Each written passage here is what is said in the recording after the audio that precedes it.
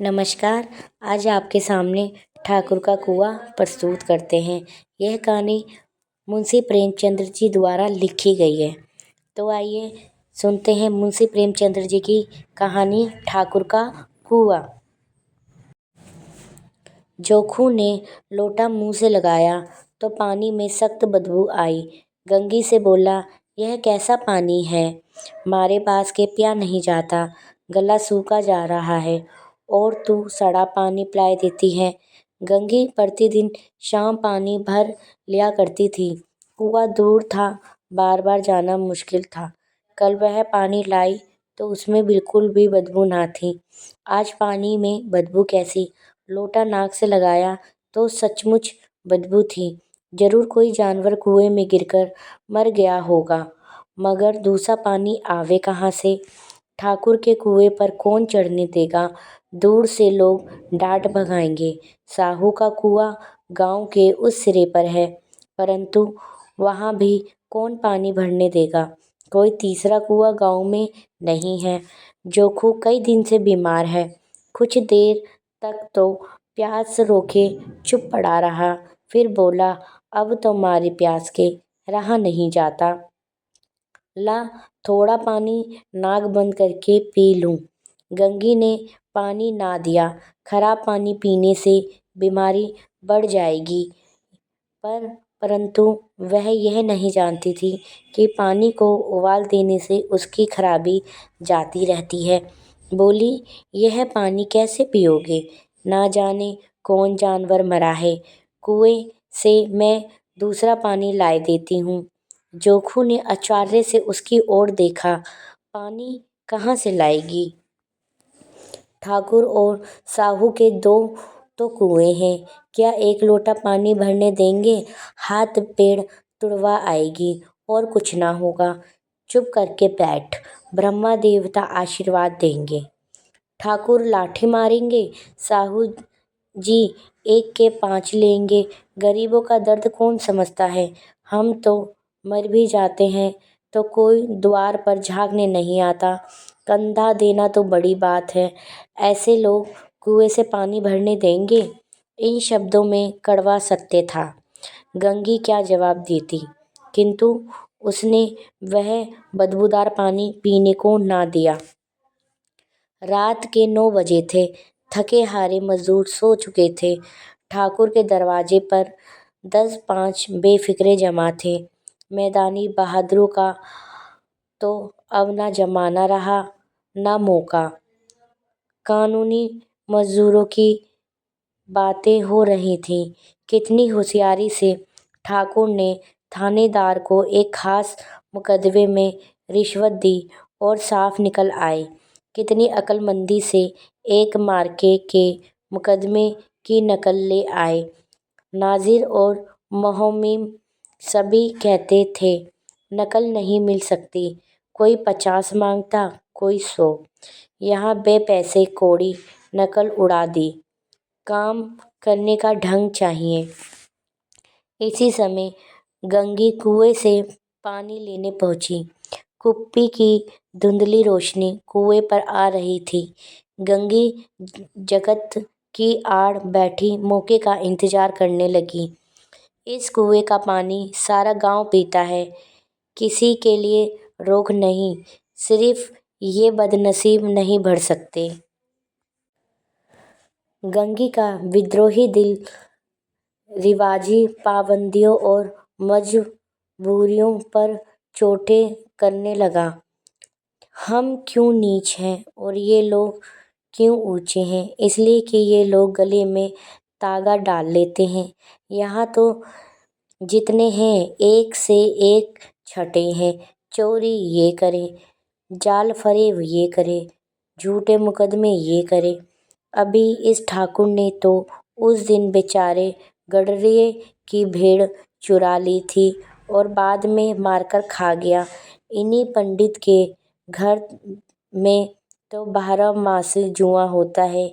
यही साहू जी तो घी में तेल मिलाकर बेचते हैं, काम करा लेते हैं, मजदूरी देते नहीं हैं। किस किस बात से हमसे यह ऊँचे हैं। हम गली गली चिल्लाते नहीं हैं, हम ऊँचे हैं, हम ऊँचे हैं। कभी गाँव में आ जाती हूँ तो रस भरी आँखों से देखने लगते हैं, जैसे सबकी छाती पर सांप लौटने लगता है। परंतु घमंड यह है कि हम ऊँचे हैं। कुएं पर किसी के आने की आहट हुई। गंगी की छाती धक धक करने लगी। कहीं देख ले तो गजब हो जाए, एक लात भी तो नीचे ना पड़े।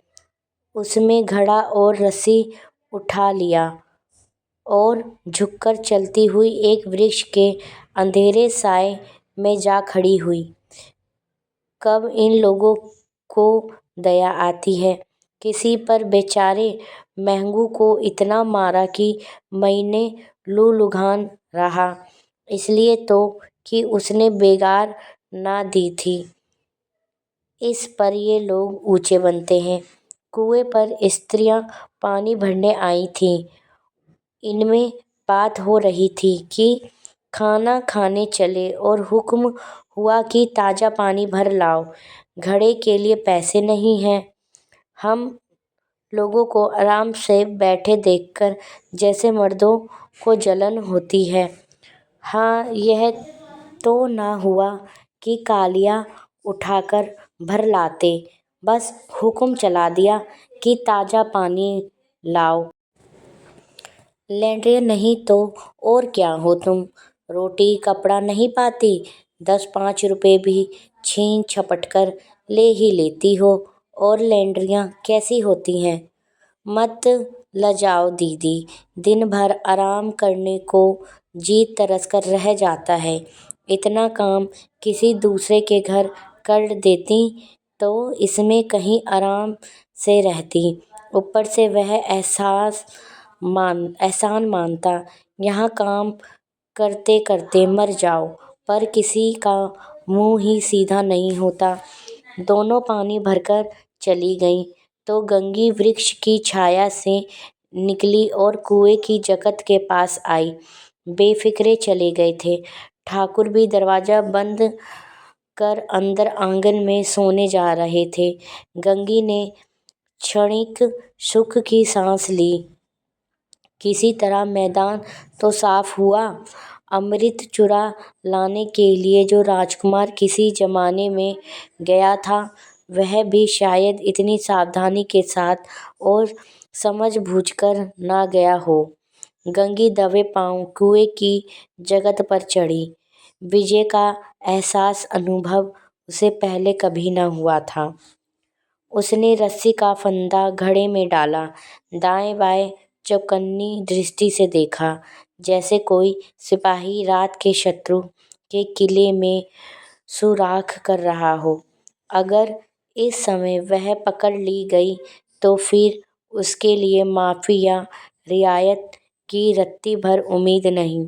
अंत में देवताओं को याद करके उसने कलेजा मजबूत किया और घड़ा कुएं में डाल दिया। घड़े ने पानी में गोता लगाया, बहुत ही आहिस्ता, जरा भी आवाज़ ना हुई। गंगी ने 2-4 हाथ जल्दी जल्दी मारे। घड़ा कुएं के मुंह तक आ पहुंचा। कोई बड़ा शेरजोर पहलवान भी इतनी तेजी से ना खींच सकता था। गंगी झुकी कि घड़े को पकड़कर जगत पर रखे कि एकाएक ठाकुर साहब का दरवाजा खुल गया। शेर का मुंह इससे अधिक भयानक ना होगा। गंगी के हाथ से रस्सी छूट गई। रस्सी के हाथ घड़ा धड़ाम से पानी में गिर गया और कई क्षण तक पानी में हिलकोरे की आवाज़ें सुनाई देती रहीं।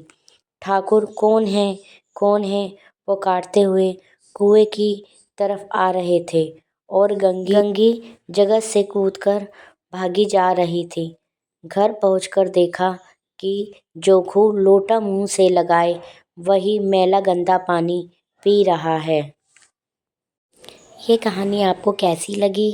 अच्छी लगी हो तो प्लीज़ लाइक एंड सब्सक्राइब कीजिएगा। धन्यवाद।